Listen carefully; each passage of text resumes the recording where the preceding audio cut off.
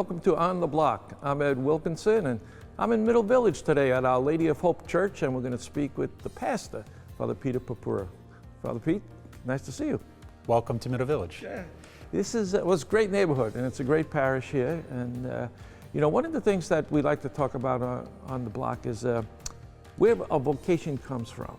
And people are always interested to say, why did that guy become a priest? When did you first get the idea of becoming a priest? John Paul II on his 50th anniversary as a priest described it as gift and mystery. And I would say, yes, it's a gift, but it's also a great mystery.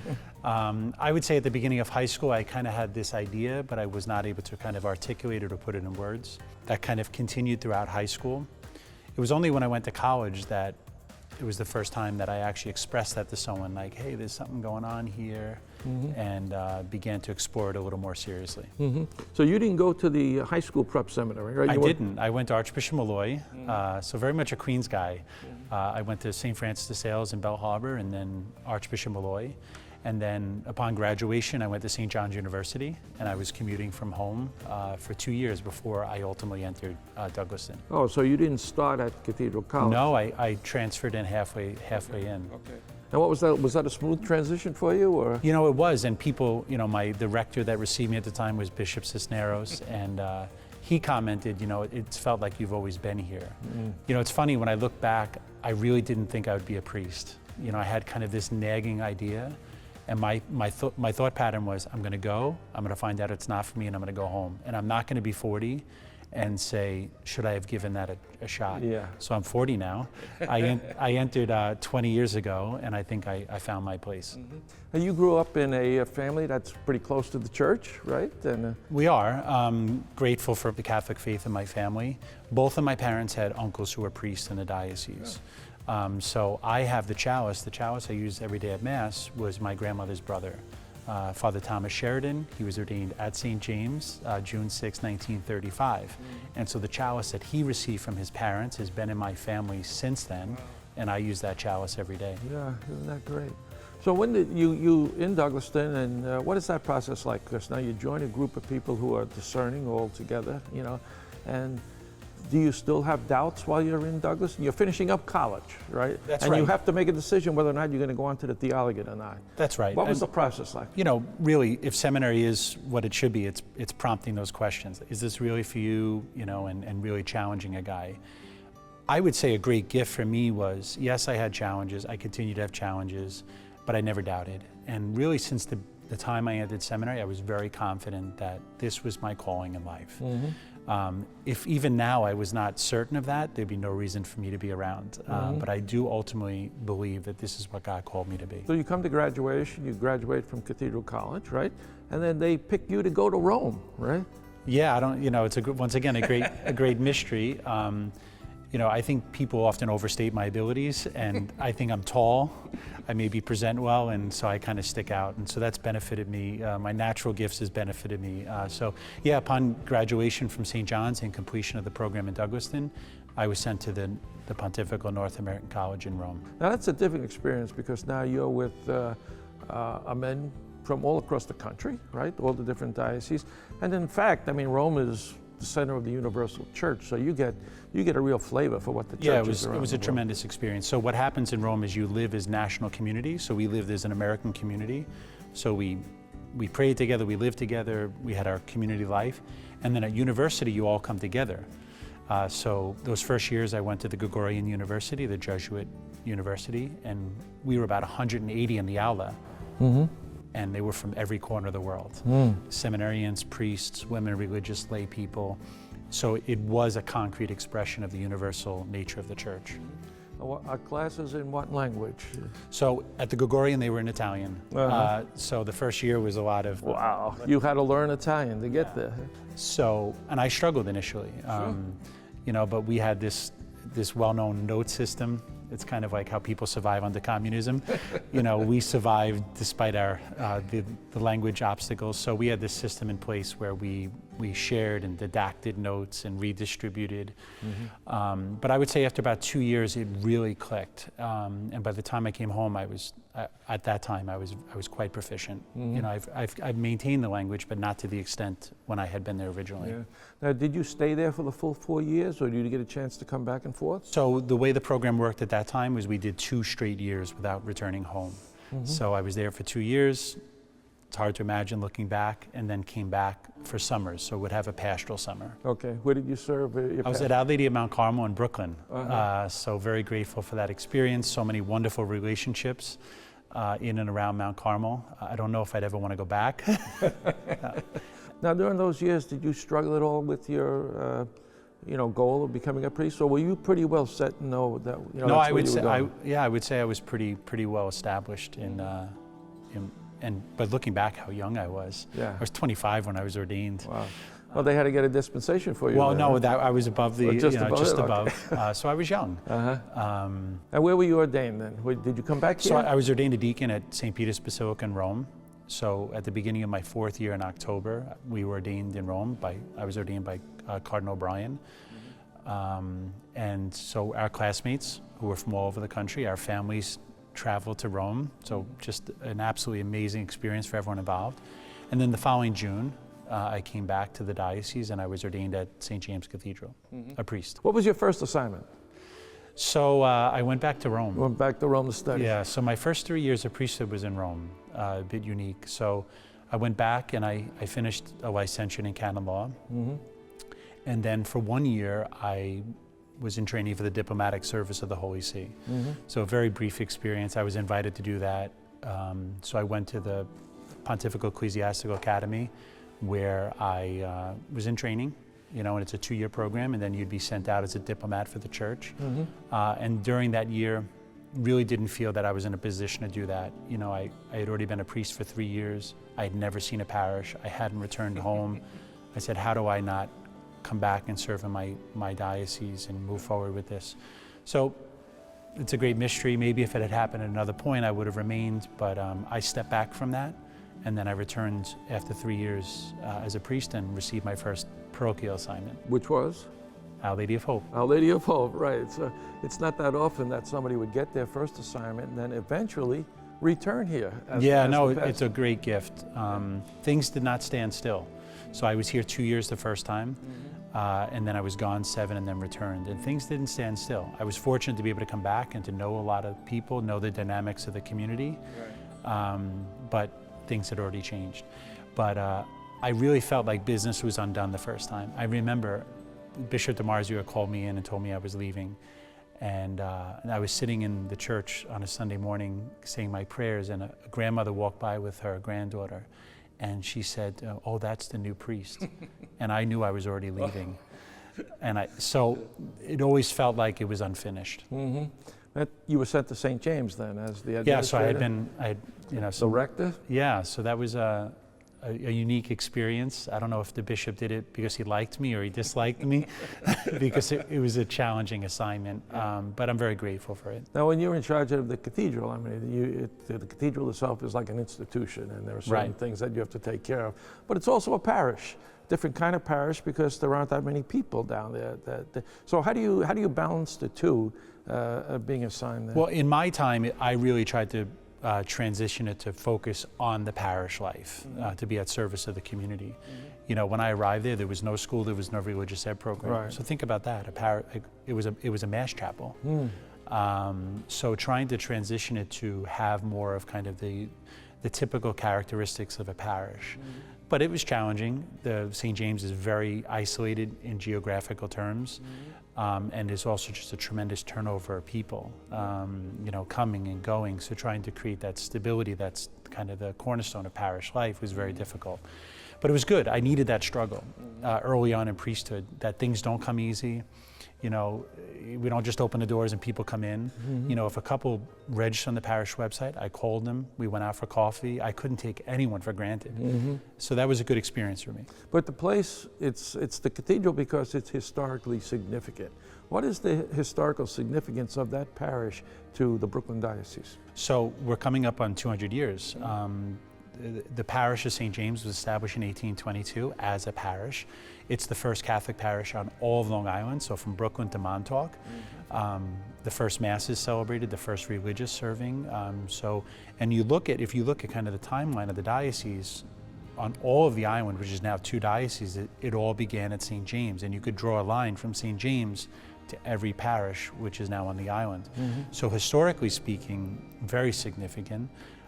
When the diocese was created in 1853, because it kind of had that historic role, it became from that time the cathedral of the Diocese of Brooklyn. And it's used not so much these days for diocesan events, but it's still used for some diocesan events. Yeah, I mean, obviously it's much smaller than many of the other churches which we're accustomed to. You know, there were many ideas throughout these last 200 years, and particularly since the diocese were created, about other projects, other plans, but St. James seemed to have been able to remain. So yes, very small, but just a beautiful church, physically speaking, with a tremendous history. Now, how did you feel then when the bishop called you in and said, "I'm sending you back to Our Lady of Hope"? Well, the conversation didn't really go like that. Well, he called me in. We had a meeting leading up to the ad limina. I was writing the report, and when we got done, he goes, "You need to go to Queens." It was like one of those conversations. You know, we got parishes in Queens. I need you to go to Queens. I'm like, well, you know, I'm okay. You know, he's like. So he put 2 parishes on the table as possibilities, one of which was Our Lady of Hope. So I said, well, if you're telling me these are the options, I want to go to Our Lady of Hope. So I think maybe it was the first time where I did kind of express what I desired. And this is a totally different kind of parish. I mean, you had a congregation handed to you, because this is a really well-established parish. It is. Tell us a little bit about, you know, who's here and what happens here at Our Lady of Hope. Well, as I've said many times, this is still a neighborhood. You know, we knew these realities of all these communities being neighborhoods. Neighborhood means that there's shared life. It doesn't only mean that you live near people, that you share your lives with people. And we still have that. You know, we have multiple generations living here. We have people that are invested in the community through their businesses, through their community efforts. And so that's really the strength of the community, which is greater than just the parish. I think we also benefit in the fact that we are a young parish. We only founded in 1960. For the first 22 years, there was no church. So this church is only from 1982. So there are still people around that remember those humble beginnings. And they're able to celebrate what we have today because of their sacrifices, because of their commitment. So that's a source of strength as well. Okay, we're going to take a quick break right now, Father. But when we come back, we're going to be speaking with some of the parishioners here at Our Lady of Hope. So stay with us. We're coming right back.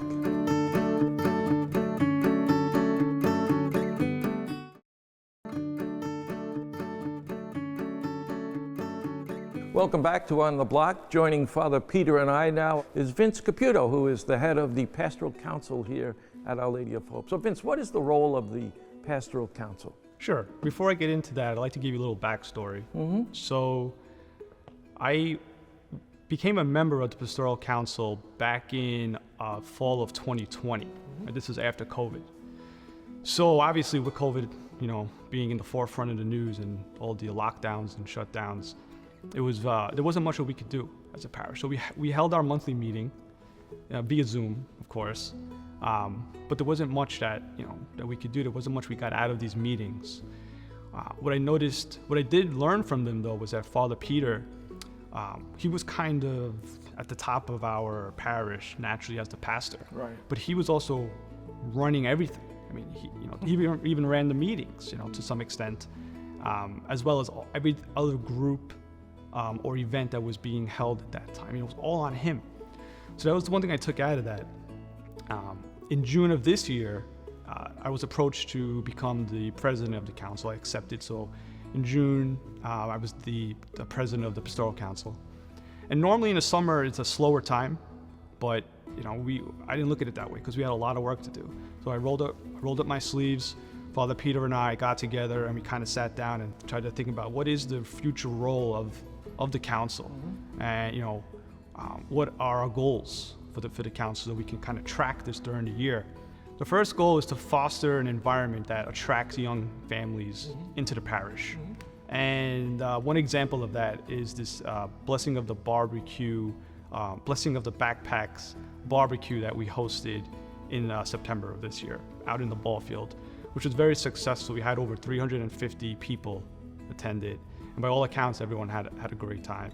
The second goal was to enhance the service opportunities within both the parish, where there may be a need that arises within the parish, and also within the community. Okay, we created a group called the Hopeful Hands, which is here, what you see, and we just started this about a month or two ago. We already have a decent amount of members who have signed up. But yeah, so that ranges from, if someone in the parish or in the community needs, a grocery delivery, or they need to be driven to a doctor appointment, shoveling in the wintertime, any type of need that may arise within the community, this group hopefully will be able to kind of spring into action when needed. And then the third thing, naturally in this day and age is technology and communications. So we just wanted to kind of, update our website and bring our communications, to the forefront, so that we're able to communicate everything that Father Peter is trying to do within the parish out there. Some of that is through social media, some of that is through, flock note or emails. Like I said, the website. So those are the three overarching goals.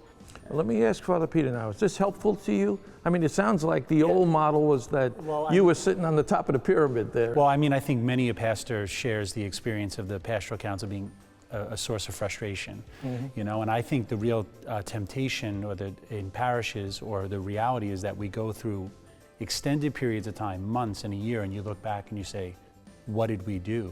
What are we accomplishing? Are we bags in the wind that just kind of float around? So the Pastoral Council is in place. And so it's meant to be a strength. It's meant to be something that could assist us in really kind of staying on track. So I know what I'm good at, and I also know where my weaknesses lie. I think I'm good with ideas, vision, and some of the more practical pieces I'm a bit weak on. So I think bringing in someone like Vincent and empowering him to lead the Pastoral Council, I think is a good complement to, I think, my skill set. And then hopefully that we all see the Pastoral Council as something that is really doing what it's meant to do. Yes, to be a consultative body for the pastor, but actually to get involved in the life of the parish. Okay, great. Thanks. I mean, that's really sounds like an active Pastoral Council, and it's really good to hear that. When we come back, we're going to talk about the Communications Committee here at Our Lady of Hope, and we're going to meet one of its members. So stay right where you are. We'll be right back.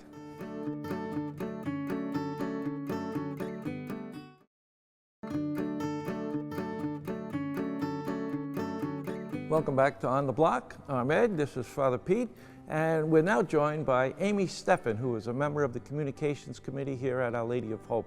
Amy, what does the Communications Committee do here?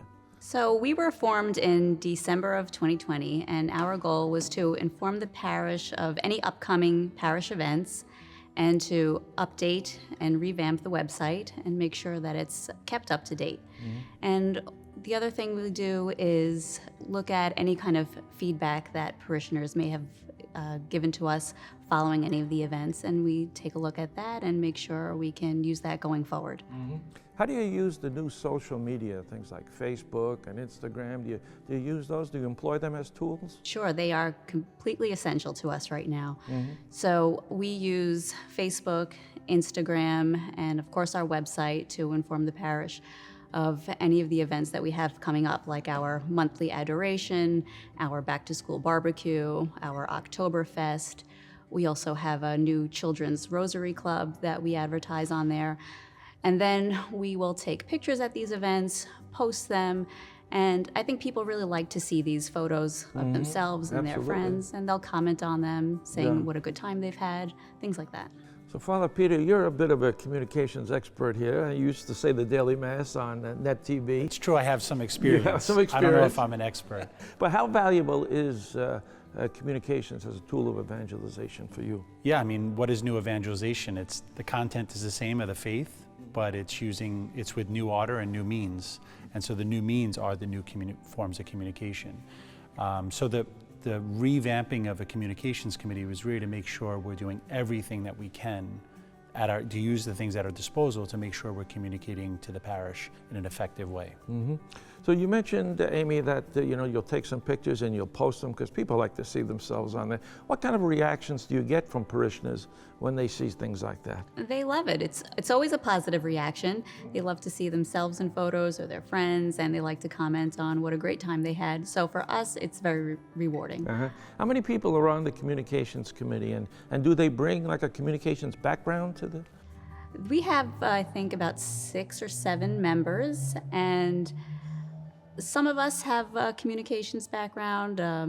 We have someone with a marketing background, I believe, but it's not essential. I mean, I think if you have some basic common sense, you can certainly be a part of this group. Yeah, and certainly everybody's on these things now. Everybody's on the gadgets, they know how to use them, so. And I think what was helpful for us is actually creating a strategy, which most people do, to really make sure we're being as deliberate as possible. So we've created a strategy.